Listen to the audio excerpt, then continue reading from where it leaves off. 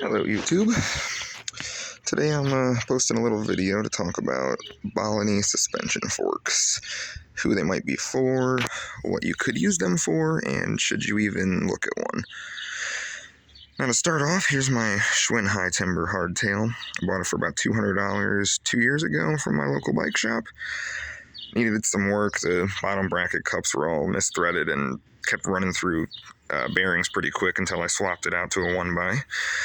And I took it out on the trails pretty quick after I got it. Used to be really big into biking as a kid. Kind of stopped for a while just because I didn't have the money to do it. But now that I have the money to do it and I actually need a bike for commuting, it was easier to get back on one. So let's see, onto the fork. With the standard fork that was on this bike, it was just a heavy steel coil zoom fork. You know, pretty much the same thing you get on any bike like this. I didn't like it at all. I really didn't. The bike felt sluggish. It felt like it didn't steer too well. The response on the fork was, yeah, I'm sure you guys know what I'm talking about. Everyone doesn't use coil forks unless they have a commuter bike or something they don't care about. So I really wanted to try an air fork when I learned about them, because back when I was a kid, these weren't really popular. I'm 24 now, and I haven't been heavy into biking since I was about 7. So, you know, back then all I knew was, what do you call it? Not mountain bikes, but right back then they were just still rigid bikes for the most part. I mean, they just looked like this thing. That's why I keep mine like this right now with the rigid fork. Kind of takes me back, you know. But that's not the point. The point is the Bolany fork.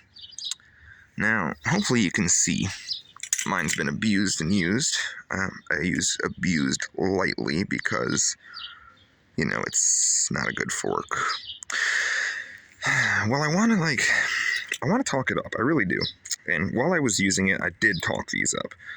But going from spring coil stock to cheap air Chinese back to a rigid fork where I started out as a kid, I gotta say, it's a weird experience, okay? I did like this fork. It felt really good on the trails. It did. The only thing I didn't like was how flexible and cheap it is, which, of course, you should have expected that for the price point, and I knew that getting into it. I'm not complaining about that part. I knew what I was getting into with this fork. Most people won't even buy them because they think they're going to fold in half and you're going to eat crap and break your teeth out. And if you only ride quality forks and you can afford quality forks, then yeah, sure, you would think that. I mean, I wasn't sure about it buying it at first either.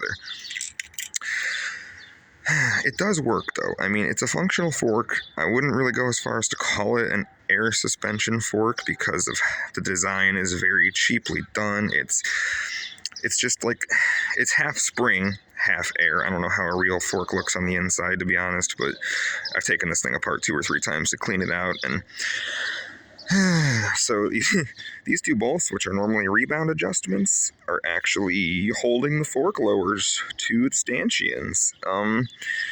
Yeah, so I'm sure you see that, and if you own a high quality fork, you're already just screaming.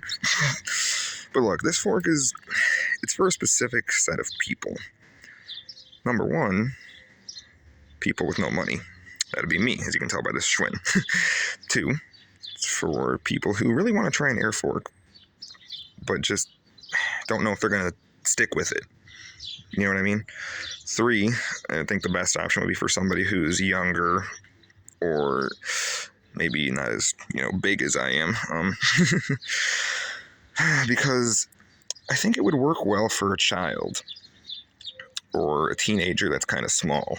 I think you could get away with riding this a little bit harder than I did. Not to say you should ever take a jump on it or go downhill as I did, but I am saying that I think for single track riding and like kind of harder single track riding, it would work really well. And it's not going to fold in half. If it was going to fold in half, it would have folded in half under me riding it as much as I did. I feel like it would have, and it didn't. Now, I'm not saying go out and buy one, obviously, but I am saying if this is all you can get your hands on, that it'd be okay to test. But don't expect to get your money back on it unless you really enjoy biking, and it helps you enjoy that a little bit better. And that's what I got out of this fork. And to me, it served its $120 purpose. I've spent $120 on more and gotten less out of it. it's hard to describe. It didn't hurt me, obviously. I didn't break my face because I was smart with it. I didn't expect more out of it than what it could do. And that's kind of a hard thing to decide when you're new to biking. So maybe this isn't for new mountain bikers. It's probably not for anybody, but this video is basically just a rant.